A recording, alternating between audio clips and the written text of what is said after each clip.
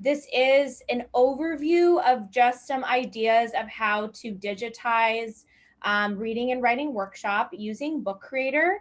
I am not a specific expert in this, but I want to just explore with you some ideas and ways to make sure that we are still hitting these skills and providing our students with reading and writing workshop, no matter what happens this fall. So just know that it is not a getting started. So you're going to see some things today and you're thinking, wait, how do I do that? Or how do I do this? But I'm going to provide you at the end with a lot of different resources that you can dive into on your own. I mean, we do, or actually John does multiple webinars almost every single day. So make sure that you do explore those as well, and make sure to hop on some of those. But we will try to answer as many questions as possible. So stick those questions in the Q&A box, and then John, please cut me off at any time if we need to stop. I will try my best to keep an eye on those as well. And then at the end, I will send this presentation book with you with a few additional resources, and then feel free to reach out to me as well. This is going to be, or is live streaming right now on YouTube, so I'll send that to you.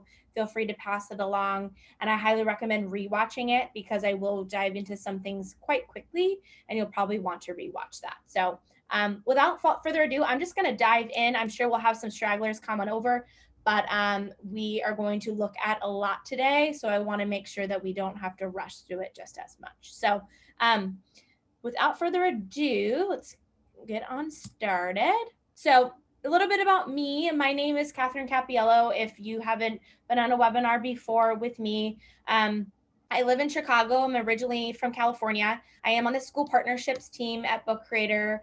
I normally work with schools and districts with sales, but I also do a lot of trainings and webinars too. I am a former teacher myself. I've taught kinder all the way through high school with different populations, groups of students. I've been in co-taught classrooms and different types of environments. So I've also used Book Creator in my classroom before too. So if you have any questions on how to actually implement this, please do not hesitate to reach out.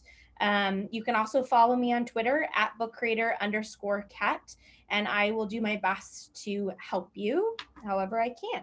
A little bit more about me. I'm trying to think. I have a French bulldog. I love dogs. I'm pretty active, and overall, yeah, I love being in education, and it's been awesome to see how awesome educators are right now. So props to you for being in the classroom, and I hope today you leave with some ideas and that you can share back with us of how you're going to use Book Creator for reading and writing workshop to come. All right, John, feel free to, I know I see a lot of things in the chat and things, so just cut me off. But agenda, just to look over what we're going to be doing today. The first thing is just to kind of ground ourselves in the why. Why is it important for us to continue reading and writing workshop in the fall? What are some of those core values or those core focuses and the reasons why we use this in our classroom, even when there's not remote learning going on? And what can we really take from that focus, and how can we apply that when things are not, maybe not exactly how they would be so in the classroom come this fall? Then we're going to just kind of overview of digitizing with Book Creator. How can you actually do this, and why should you use Book Creator for this?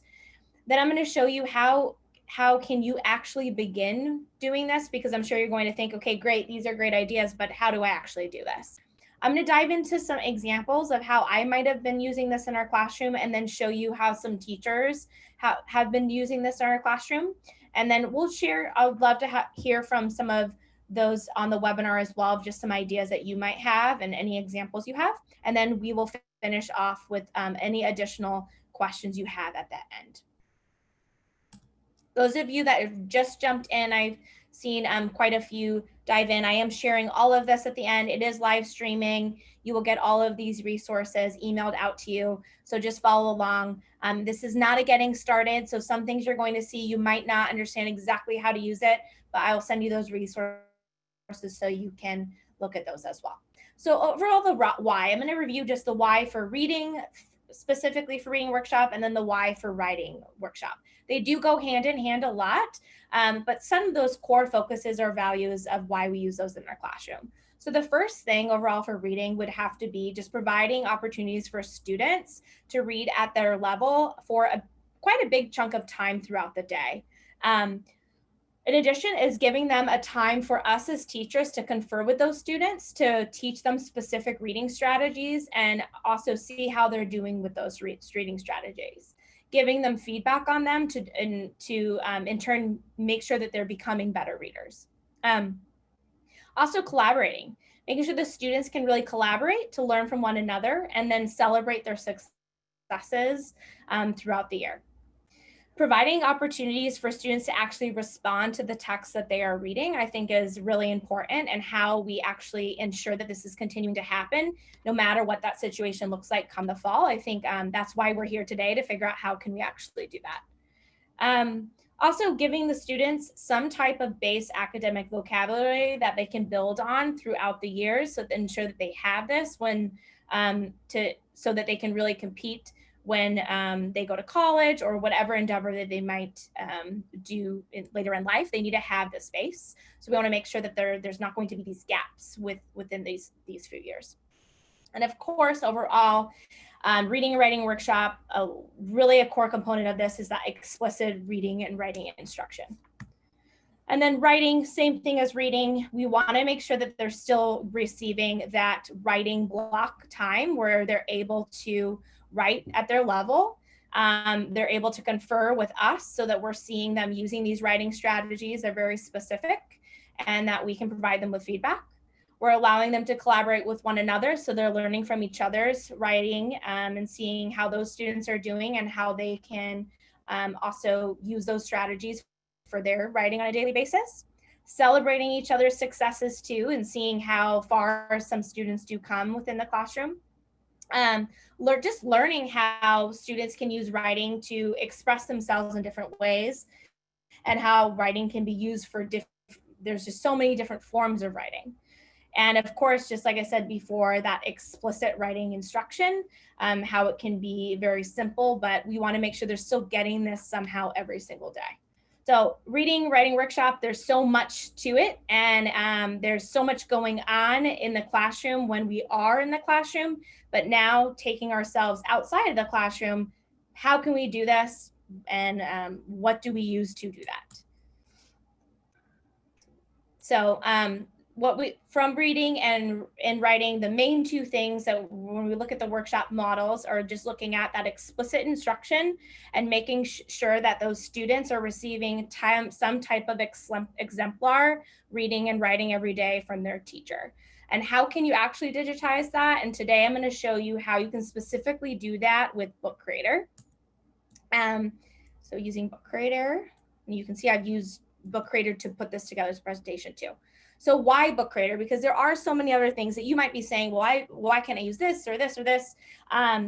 Honestly, the main overall thing for me and why I would use that for Book Creator would be it's simple. It's simple, and everything is directly within this app, which you're going to look at today.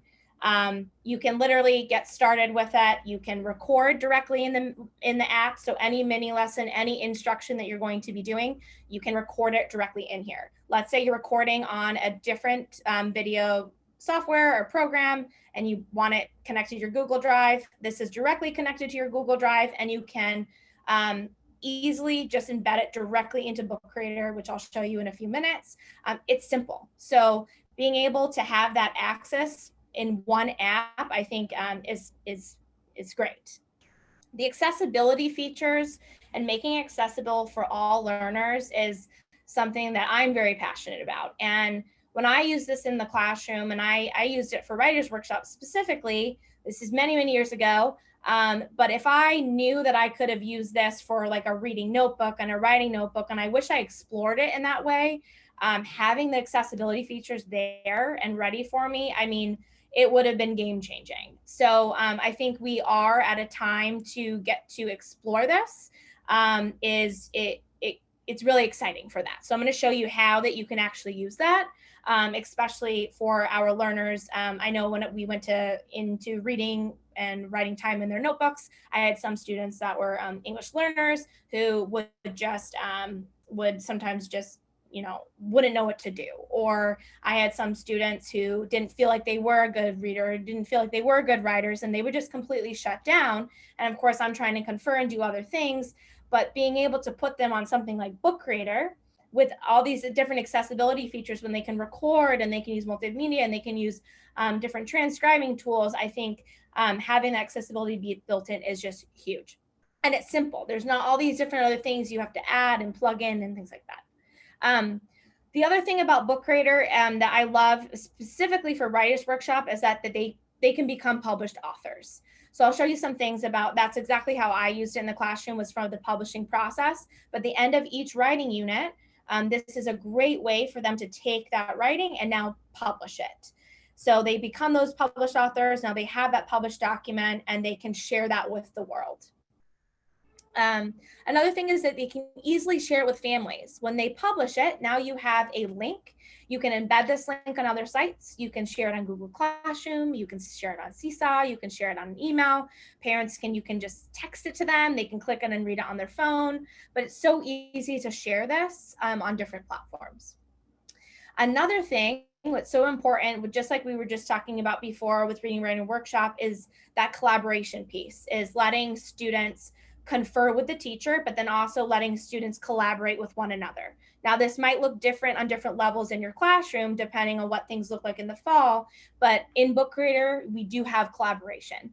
So as a teacher, you can leave feedback on work, and then as a student in your classroom, the teacher is able to run that, and it's all run by the teacher, but you're able to assign students for specific books. You can turn on collaboration, you can turn off collaboration, and you have real control over that. So you can have those students celebrate that. Another thing which I spoke about earlier is that you can add that multimedia. So not only are students writing and responding to reading, but they're also talking about it. So you're able to have them record and speak, and taking that learning to a whole nother level, which they might not have done in the classroom. Or they might be doing in the classroom, but now when they're not in the classroom, now you can really push them to do this outside the classroom.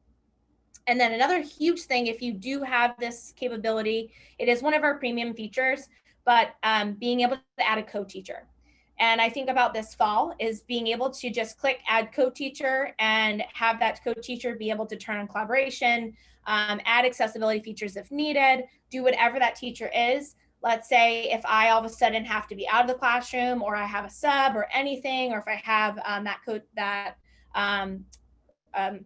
co-teacher that needs to add accessibility for specific students, it's just a touch of a button and they're in and they can do that for me. So having that, to me, was game changing. Let's say I am a teacher and I need to pull work to show for an IEP. I can literally go into that teacher's library, find that student's notebook or their published work, pull that work, stick it into another library, and I have a whole entire digital portfolio. To me, that's huge and so time saving, and I wish I used that. So those are just some things about why Book Creator. Okay, so how do you begin, and how I would show you all of this stuff in a few minutes is just number one, start small. I'm going to show you a lot of different things, but just think, how can you just start small tomorrow if this is brand new to you? Maybe you're just going to say, hey, I'm just going to use this for reading responses. I'm just going to use this for just the publishing part of every unit. We're just going to do this for published work, or writing responses, or whatever you want. Just start really small. Maybe it's just making a template after a mini lesson and you want your students to do that. Or maybe it's just recording your mini lessons. Anything it might be, just start really small. And 2 and 3, have fun and explore. Sometimes it can be really overwhelming when I look at things and think, oh, that looks so pretty. How do you do that? Look at webinars, look at what everyone else has done, explore the resources, ask questions. I look at our Facebook group every day, and I know when I was in the classroom, I don't think I've ever really asked anything on those groups, but seeing how teachers have done that and how responsive other educators have been, I really encourage you to do that. Just ask, even if something you think is so simple and almost like quote unquote, I would say like, oh, this is a stupid question or something, just do it. And I think people will be so responsive and help you with that. But yeah, start small. Nothing has to, and things will come easier as they come. John, I'm seeing some questions. Do we need to pause it all, or is it good to go? Yeah, most of the questions are pretty good, Catherine. I'm taking care of them. This is a good one, though, you might want to address out loud. The question was, can we use it for other languages except or other than English? So that's a good question, I think, that could be answered out loud. Yes. Now, is the question based on using the actual book creator app if it's in other languages? It didn't Specifically? specify. Okay, I can touch upon that. So the book creator app is actually in, I believe, and correct me if I'm wrong, John, is it over 120 languages? So the user interface is actually available in, I think, 7 different languages. So depending on your computer system and how you have it set up for your language, you can actually have the user interface in 7 languages. And then, yes, there is the capability for 120 different languages in the speech to text, as well as the captioning and other accessibility options. So there's 120 languages there. And the question specifically was, is it available in Hindi? And that's a good question. So I'm going to leave that one sitting there. I'm going to go double check. Okay, great. Yeah, I'll show you. So the 7 on the interface, so you can actually use it in that specific language for your students, as he's double checking on Hindi. When I show you all the transcribing and options and accessibility, I'll show you how you can change that for the students when they are doing like speech to text and things like that, how to change that. Good questions. Perfect. Okay, so now some examples. Today I'm going to show you examples that I kind of threw together, and then things that I've shown that teachers have sent us to. The first 2 things are going to be an example of how to put together a reader's notebook for your students. Obviously, it's going to look different for like K2, 3, 5, and then above, but these are just some ideas of what you might include in it. Then we're going to look at a writing notebook. Then we'll look at just a published library. So what this could look like at the end of the unit, and what some teachers have included for those published Writers Workshop libraries.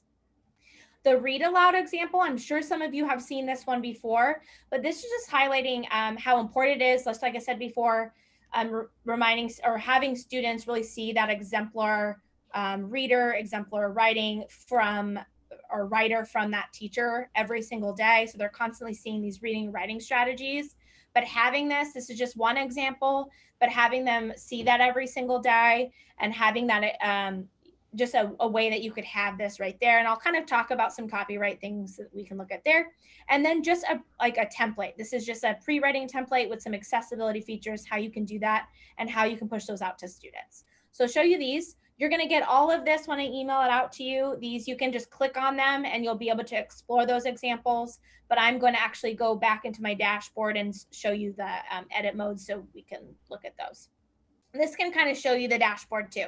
So right now, this is in my like library for those examples. But when you go to your dashboard, this is a great way for me to, you would break it down. This would be your libraries. How I would break it down if I was doing that is 2 ways. You're on the free version library, but you can always archive it after. So if, let's say I wanted to start with, I was starting small and I wanted them just to do like a writing journal, maybe we're just doing it for unit 1. I might do like period 1 or maybe just unit 1 writing journals. After unit 1 was over, what I could do here is click here and just click archive. Once that's archived, now I have a whole nother library with 40 books we can use. To access my archive libraries, if I just go up to the top right here, I have like all of my archive libraries that I can bring back and access, and all the books are there. So it's just something to note. If you do have access to multiple libraries, which I would suggest having right now, especially, is that you can break it down into periods. You can break it into reading journals, writing journals. You can have a specific thing for like a student's bookshelf, for like a portfolio of all their writing. You could break it down into like nonfiction units, fantasy units, so forth, whatever you want. But it's just something how this looks and how it will decide. When the student goes in there, it would have however many libraries that are given to them. So you're in control of all of that. we'll go into more of this stuff when if you were to attend like a getting started webinar and things like that. But this is just what that would look like on that end. So I'm going to hop back into this library, and then we'll go to, let's start with the a reading journal example. So I just created this right in Book Creator. I'm going to show you how simple it can be. So we'll go through here. This is just an example. So I created like a table of contents just as they would do in a reading notebook as well. And these would be clickable for the student. So the student could just click on this and it would go directly to that specific area of the book. So the first one was the books to read this year. Then I would personally probably break them down into units. So they might do like, oh, unit 1 reading journal, just to make it more organized for my own sanity. But you might know for your own students, however that you do that with your students. Then I have like unit 1 anchor charts, unit 1 mini lessons, the vocabulary, and then their reading responses. Most important part probably here, I really want to see their reading responses, so I can provide them feedback. I can make sure that they're still reading and responding during this time. So I'll show you what I've done here. So for the students, this would be somewhere that they would be filling in. So books I have read this year, and I've taken all of this directly from Book Creator. So for example, if I'm a student, I'm editing this, what I can do here is I can add the click plus button, and I could actually say, maybe I'm searching on Google, I'm looking at what books I want to read, and I'm thinking, okay, I want to read the book I want to read Wonder. The two buttons that you're going to want to know for Book Creator, and if you've done getting started, you know, are the plus button and the inspector button. So the plus button is just saying I need to add media to my page, and the inspector button is just I'm changing whatever I've added to my page. So right here, I'm adding media, and I'm going to import here. I want to import an image. So here I'm just going to type in the book Wonder book. And cool. So I have like these different images here. I can click on like any type. I can click on clip art or whatever I want, but I have this book here. And this is the Google image safe search, just as if you would find on like Google Docs or Google Slides if your students are using. And so they can pull from that bank. So I'll click here. Now I have my book on here. What I can do is I can click inspector. Now I'm changing my image. I can put a web address. I could link it to like a specific area. I could put a page number. I could do alternate text for accessibility. So just explaining what is that image show for all learners, so forth there. And then I could put it however I want. I also could pull an image. I could drag and drop from my desktop. I could pull an image from Google Drive, anywhere I want when I'm importing it. Then I'm able to type the text here. And what I put here was just explaining how the student now can actually record themselves and explain why, or give a background of how did they enjoy that book, give that book review there. And same here for books I want to read this year. So it takes that simple thing that they might have, or a simple activity they would have in their reading response journal, and it makes it interactive. So I think this really takes it up a notch and engages those students. You can also add different things to that too. So you could add, if you wanted to add directions here, I could actually record myself explaining what to do and things like that, which you'll see in a few minutes. Okay. Another thing would be for the mini lesson. So this is an example for a mini lesson I might put together. For these Bitmojis, all I did here, just so that you see, I can just delete this so you see how easy it is.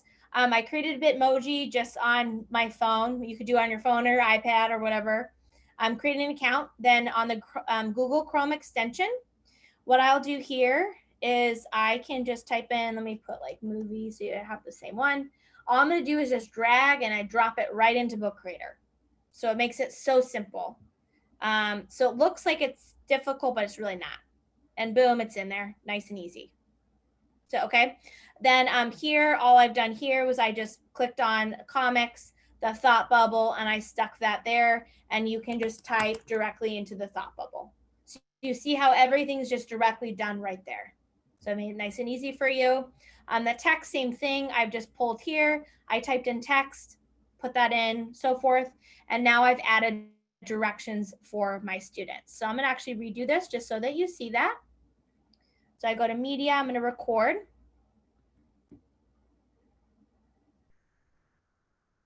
Hi students, the first thing I need you to do today when you're watching this mini lesson is I need you to press on the video to watch to learn about today's reading strategy. Obviously be something different or whatever you want to do, but that will be there.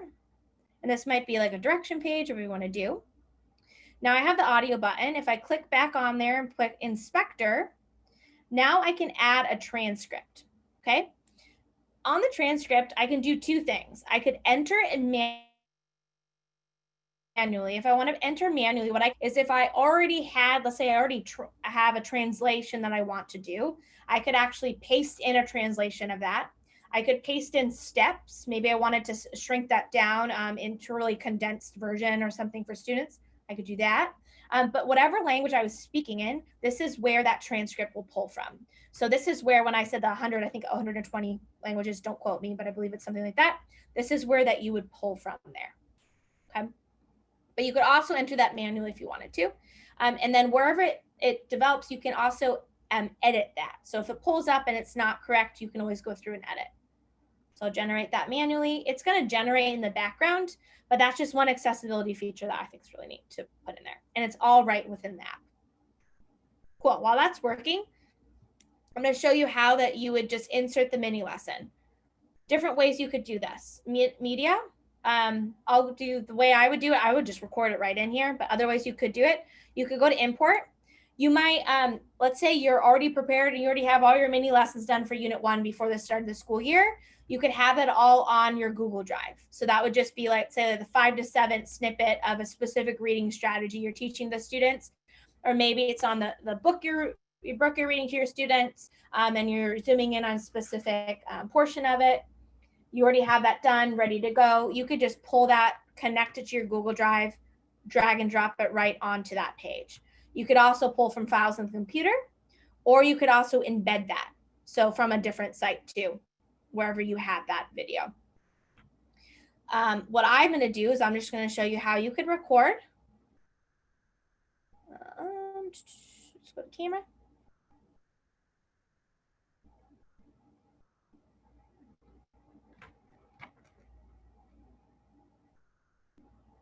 Today's reading strategy is save time. I'm not going to go into the whole thing, but I could be holding up my book, going through it. I could zoom in on something. You know the drill. All that stuff. And then I could put that right here. I can make it bigger however I want. And then same thing here. I can click here, click on inspector, and then I can add captions here. Same thing, I can enter them manually. So if I wanted to just put like steps or something, I like that for students just to see the words across the screen. I can also, whatever language I'm speaking in, I can change that into that specific language. And anytime I can always go back and edit them. So those are going to generate automatically in the background. Cool. So while that's working, that's just an example of a mini lesson I could have there. And now what I love about this is that in the classroom, you do your mini lesson, and then when you're conferring in the small group, I might tell my students, remember when I was talking about this part of the reading strategy, but then the students might look at me blankly. Well, now I have something that they can actually go back to and they can replay on their own time. And they might need it replayed a few times. And then also these accessibility features, it's not, you might have like specific students that legit like have to have this, but at the same time, this is great for all students. Like we all can benefit from this. It doesn't have to be just one student or specific students that have to have this. It's for everyone. So when I play this, you'll see the things on the screen.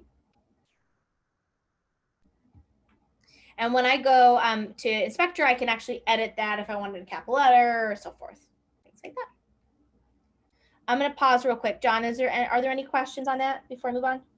Most of the questions I'm answering here, but just a real quick one. I've seen a couple of questions come through about copying books and things like that for students. So just for quick clarification, when a student joins your library, if you have a template that you've made for your students, they have to make a copy of that template. And then once they make a copy, they will be able to edit it. And so then the follow-up question to that was, will they be able to move things around? And so the short answer is not necessarily. You can lock things in place so that your students can't move them. But if they figure out how to unlock stuff, then yes, they will be able to edit it. So if you want students to edit the work and add answers to the book, then there is a chance that they will move things around completely in the book. So it's just, I just want to put that out there. We haven't heard a lot from teachers of kids just like completely messing things up when it comes to these templates, but it is a possibility. But the kids, from everything we've seen, the kids love doing books like this. They love doing templates. They really enjoy it. So I think they're gonna be just fine. Yeah, really good questions. If you wanted to see how you would lock it, you just click here and you could press lock. But just like with John saying, they technically could go here and press unlock. I would just not show them that. I know sometimes teachers don't even know the lock is there. So hopefully, you know, students, they always find the things we don't know is there, but hopefully they don't see that. But yeah, so, and if you wanted to send this template, let's say you just wanted to send the mini lesson, if you sent this to them and they didn't make a copy of it, it would not be editable at all. But I know what you're saying about the templates. Like, yeah, they're going to move things around and stuff. But you can lock that part right there. But they could technically press unlock. Good questions. Another question or a good point about too. Let's say you're making these mini lessons and then down the unit, you're not all ready for the unit, and now you want to push this out to your students. What you would do here is, let's say I want to actually copy this into my students' readers' notebooks. Down here, what I'm going to do is I'm going to press select, and maybe this is one of my other libraries, and I'm actually going to press copy, and I'd go to that specific library. So let's say I'm in here, and then all this would have like a list of all those students. I would just click on those notebooks and it would paste into their notebook, if that makes sense. So you wouldn't have to have them necessarily done right away, but I know that you might need to know that if you wanted to send them out later, but you can do that. So kind of side note comment, but okay, so that's just a way to do those mini lessons and you have them ready to go. And if you wanted them to be in your readers' notebooks. And those accessibility features, the transcripts and things are all ready to go there. Okay, this would just be an example of an anchor chart. You could create it right within Book Creator. You'll notice if you look at these like page types, all I'm doing here is you can change the paper really easily. This is all like within there, all these like really cool pages and so forth. I'm not pulling that from anywhere else. You can take that, and all the font and everything's in there too. You can make them interactive too, which I think is great. Instead of filling up your walls with a bunch of anchor charts and not knowing where to put them, now you could, if you're in the classroom, you could have on the wall, but then also the students have this to keep. You could also, what I did here was I just like pulled these from the internet randomly. But obviously, since I'm not in the classroom, I don't have them made. But if you had some made, or if you had some part of your curriculum already, you could just put this right into Book Creator, and then you could make it interactive. So I might have this here with a video or an audio, or have the students even reteach it or something like that too. So that's just a way that you could do this. Okay, and then my favorite part would be the reading response portion of this. So what I would do here is I would put a directions portion and then an example part, just so the students really understand how to do this. The direction reading, the directions would just show them, I just showed the 3 steps, and I would keep it just, this is how we're going to be doing it every single day. You need to do a reading response, and keep it simple for them. So they know while they're reading for however many minutes you're having them do, or have them set a timer, what grade they're in or whatever they're doing. What is that? What are they supposed to be jotting down as they're reading? Maybe it's their specific reading strategy, or maybe they're pulling out a quote or whatever. And then that reading response prompt or the reading strategy they're working on, and then having them press record.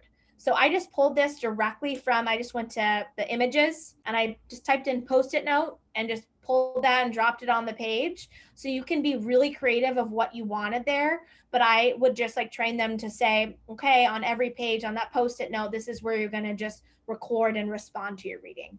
You could train them to do that however you want. You could have them add multimedia. You could have them embed videos. They could use the pen tool, so they can, If you went to, we have text, obviously they can type just as they would on anything else, but they also could use the pen tool. So we have pen, paintbrush, they can annotate, we have auto draw. I really encourage you to explore all those items too. So that's directly on there. And then what I would do next is obviously have an example. So either a student example or your example, just so that they see that. And then this would be an everyday thing that they can do.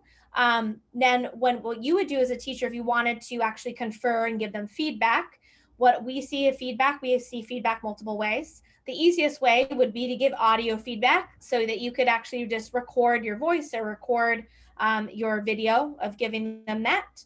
You could also go to shapes. We always see teachers doing this too. You can move these shapes around.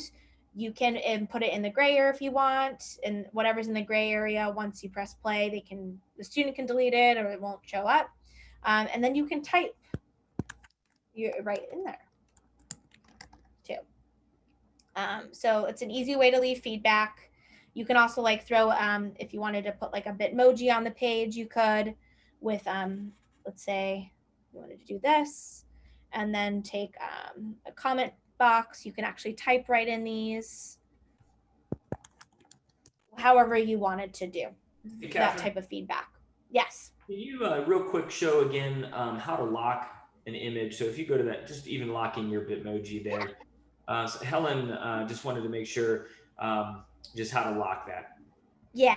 So if I click on here and then here, I'll like see here. I just click on it and then I go to lock. I believe it might be, I'm on a Mac, so I just like double click on my mouse pad. It might be right click on yours. So I'm not sure. Depending on your device, if you're on a Mac, it's a 2-finger click or a quick, like a double tap.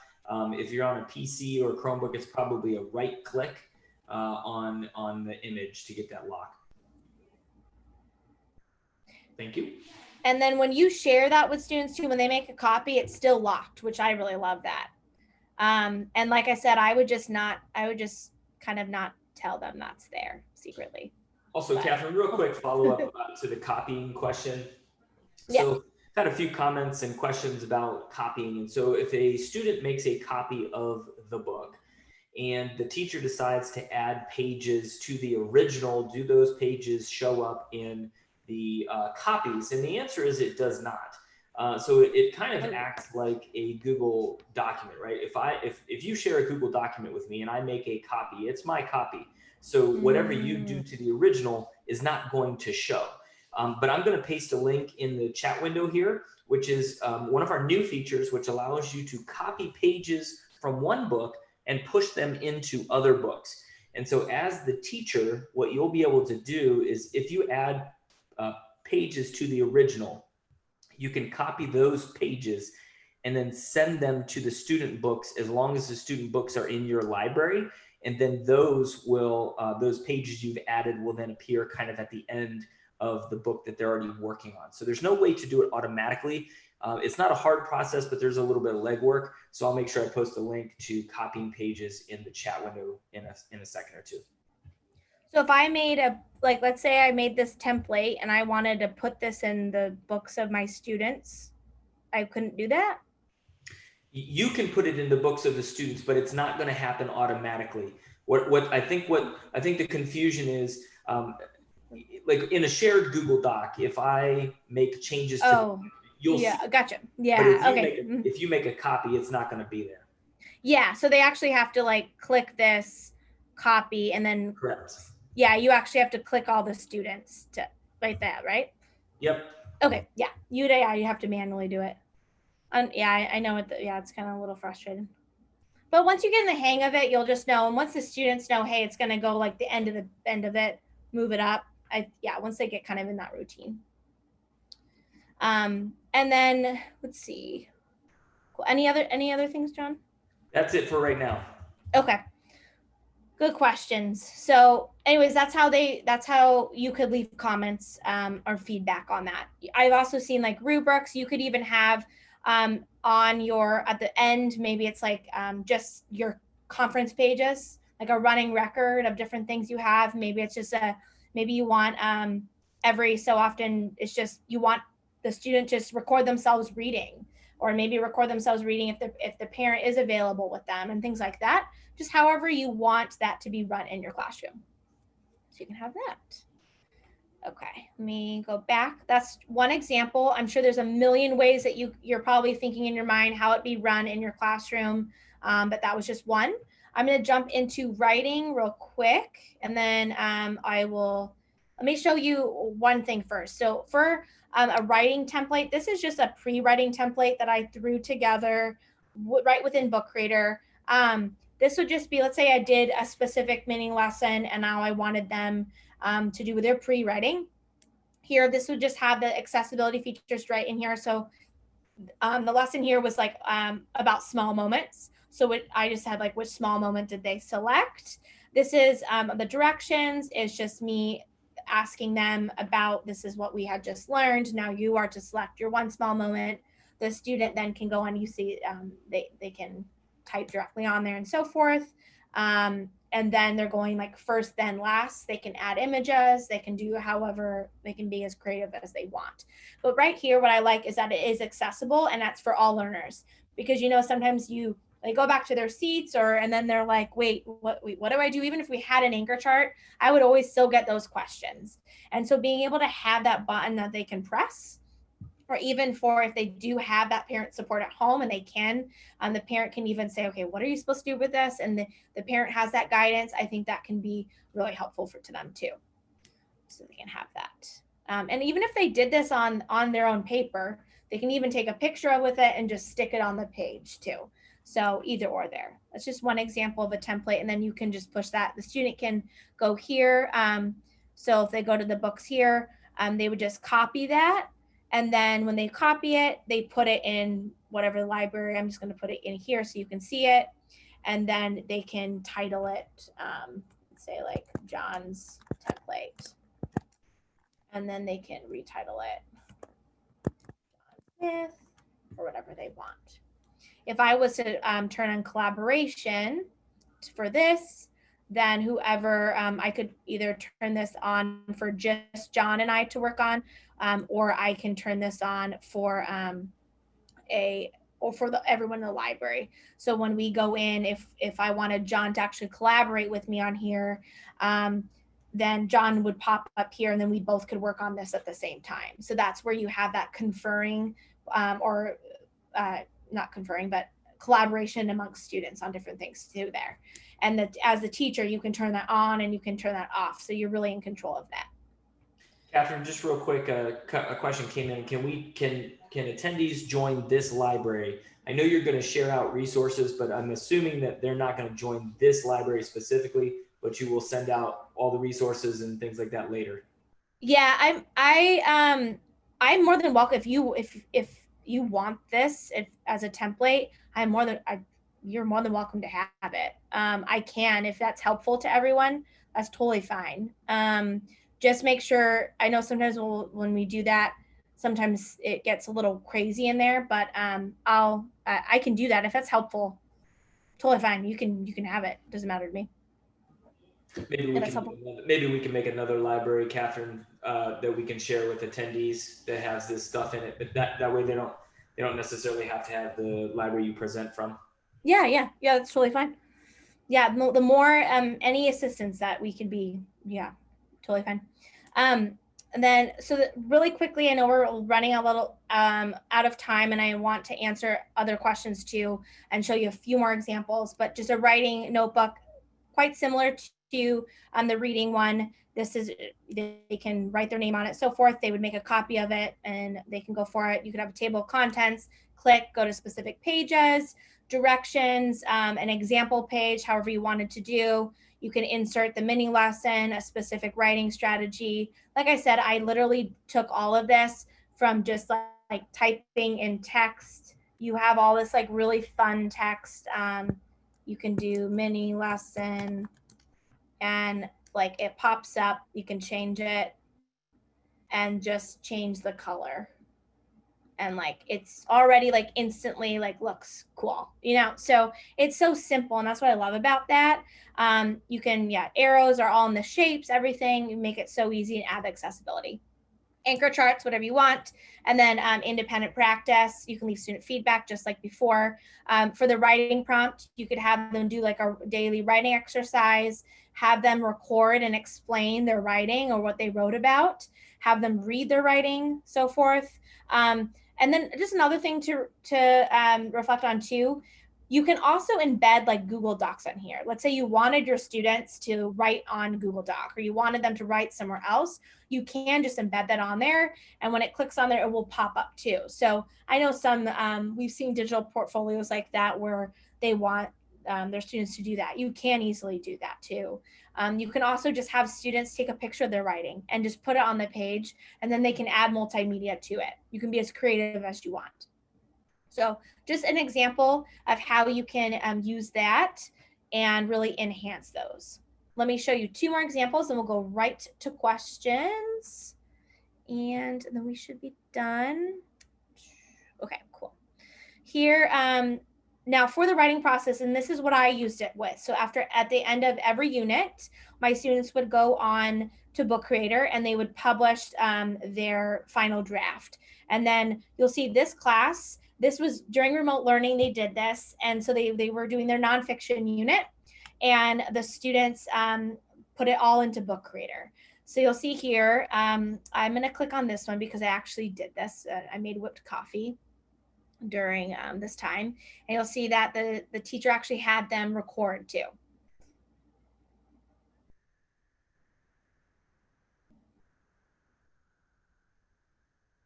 So they go through, you'll see all the nonfiction text features, and they've recorded everything going through. They've added their own images. They're going through this.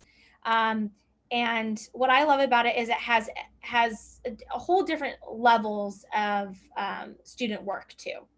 And now you have, instead of, I know sometimes my room would just get cluttered with student work.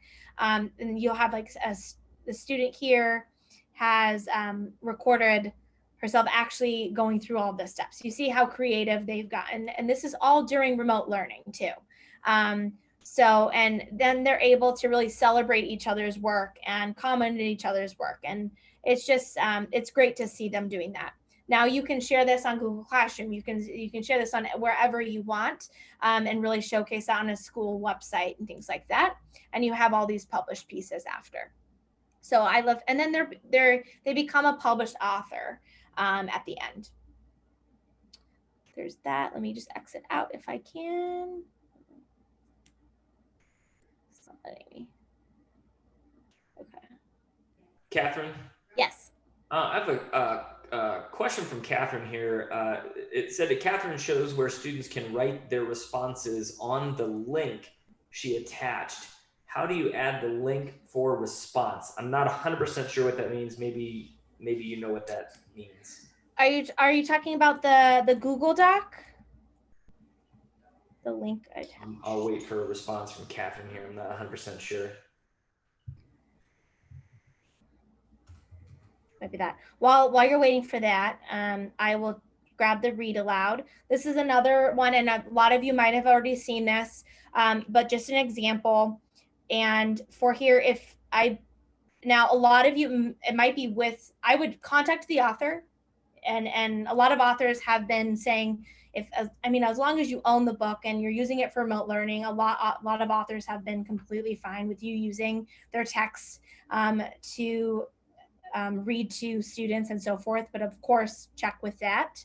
But being able to add accessibility features for students and things like that, you should be fine with that. Anyways, this teacher, what they did here is they've gone through each page. She has her background knowledge. She's activating background knowledge just as she's done in the classroom, and she's doing the read aloud page by page, really zoning in on specific phrases and showing how an author is writing, and then also how to fluently read this. So being able to have this as an anchor text maybe every week, and having the students really zone out on specific pages, I think having our students see this on a daily basis is going to really have them be able to continue this no matter what school will look like come fall. And then on each page is a specific activity that pushes them to do another activity, which you can also have after once they do that. And then they can put that in their reading journal as a reading response after they've read this or so forth. So just another way how you can embed that in the text simply too. And you can see she literally took these pictures directly within Book Creator, and you can just import them right directly in there. So it's simple. This is nothing's fancy about it, and easy. Catherine, the follow-up question to the students clicking on a link, it was a line that you clicked on, but it doesn't have a box. It was from the writing prompt page. Oh, that might, now that I'm thinking about it, I wonder if that was a background. On the writing prompt page. Let me see. So this one? It was just a line that she clicked on, but it doesn't show a box. The writing prompt page. Maybe the template. Maybe this one. I don't know. This one? Is that it? Yes. Okay, good. Yeah. Here we go. So what I would have here, yeah, it doesn't show. Are you asking how they would type on it? What I would do here is I would have them, so they would do text. So if they were to go to text, then what small moment did you select? I would say like drinking my coffee. And then I would have them boop, like right there, and they could change like the font like that. Boom. Good question. Cool. And I'm gonna answer this one out loud as opposed to typing this one. Robbie, yes, I wish the links weren't there as well when you embed content. We've talked about this with the development team as well, and some of it depends on the site that you're actually embedding from. But we've definitely talked to the development team. Hopefully, that's something that we can maybe change in the future. And Shauna would love to see a template of a recipe book or project. If you aren't able to share them, she'll try to make one. Well, I can't think of one off the top of my head, but I'm sure I know people who have made recipe books, but I couldn't put my finger on a link specifically. And Robbie, same thing with the GIFs. Yeah, we've talked about that. We've talked about that ad nauseum with our development team. So the issue with GIFs specifically is that they take up a lot of bandwidth. So putting a bunch of GIFs into your book will definitely decrease the load time or increase the load time of pages. And so I think that's part of the reason we won't do a direct embed, at least right now. But maybe that's something we can figure out later. And then, anyways, sorry, go ahead. Certificate. Catherine will send along a blank certificate of attendance. Yes. You can download it as a PDF and handwrite on it and send it off to people that you need to see it. Or if you want, you can you open up like a PDF viewer of your choice, and you can do that. Sorry about that, Catherine. Are you ready for questions now? Yes, yeah. Questions. And just so before I threw some resources on here, I'll send this all out to you. We have the certification program, the webinars. There's a writer's workshop thing with a case study right there you can look at, and any resources. Feel free to jump on those and dig in those too. Yeah, awesome. Go ahead, Jen. Annie says, is there a way to add books from RazKids after it is downloaded? Oh. So, Annie, quick question, I guess, is what does it download as? Because if it downloads, really good question. Yeah, you can probably put it in there. I know a few schools that have worked with RazKids, and they've put PDFs in there, or they've taken images of the actual pages and put them in there. And again, I'm not going to get into the legality of that. That's going to be between you and RazKids, whether or not you can or should do that. But I do know that I have seen a few people who have done that. Jennifer says, have you ever seen it used as student documentation throughout the year? Yep, yeah. For sure. Like a student portfolio, yeah, keeping track of everything. Absolutely. And you can archive things too throughout the year if you need more space. And then just at the end of it, you have everything. But the RazKid idea, yeah, I feel like you would be able to import it. But don't tell RazKids that. Yeah, like it's either going to be a PDF or it's going to be an image, but it's not going to be like an active link, like an active book inside of a book, if that makes sense. Maya, yes, we did record this. It's on YouTube. It will be live on YouTube probably tomorrow, maybe, hopefully. Collaboration is not part of the free plan. Right now, we do have 90 days of collaboration that you can sign up for free, but normally it is not part of that. Could I, Fiorella, could I read an author's book, take pictures of all the pages and illustrations, and create my own book? The answer is yes, but again, you're going to have to look into the legality of that yourself, very similar to what the example that Catherine shared. So definitely look into the legality of that, but it is possible. Yep. Everybody's saying great. Let's look more questions here. The question it was free at one point. I seem to still have that, but wonder if you're extending the free option. It's right now you can still do the 90-day, or did you already answer these, John? Yes, you can still do 90 days. Yep. Yeah, you can still do the 90-day trial. And it's still, you can still get a free account. You still have 40 books and one library, and that should never go away. But the 90-day, you can still. And can you go over how to hide teacher feedback from published students' books without having to delete? Yes. So all you do is just put let's say I have a shape, just put it in this gray area. And then once I press play, when it's published, you won't see anything on the gray area. Good question. Sandy says, can you embed a book from Kindle? And I'm going to say the chances of that are probably slim to none. Only because I can't imagine that the Kindle books are going to actually have embed codes that you can put into a book creator book. I'm sure there's some kind of copyright laws involved with that. So I'm guessing that the answer to that is no. Can you share examples of books with students from the resources page? So those books that are in the resources page, all of those books are either books written by students or teachers. We don't have a way to sort through those right this moment. But Maisha, if you go into that resources page, those are all books written by students and or teachers. Is there a way to get a transcript of both after the webinar with chats and a Q&A? That's a good question, Nicole. Nobody's ever asked us that. So if I can find a way to get the transcript of the questions and answers in the chat, I will be sure to send that out with Catherine's follow-up email. If not, then you'll know because you won't get it. So hopefully we can figure that out. I'm not real sure. Nobody's ever asked that before.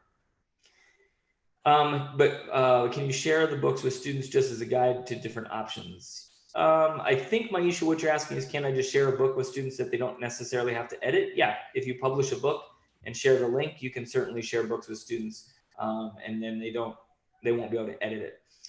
Catherine, will you show one more time how you pulled down your students or books from the right side? Was it from the library? This is Catherine asking. Will you show how you pulled your students or books from the right side? Oh, the archive one? Are you checking for There could be.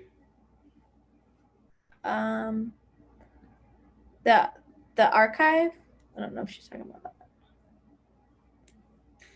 While you're looking at that, while we get clarification on that, Helen says, I have a teacher that shared many templates that she created for reading books. They reside in my Google Drive, but I have trouble downloading them into my laptop library.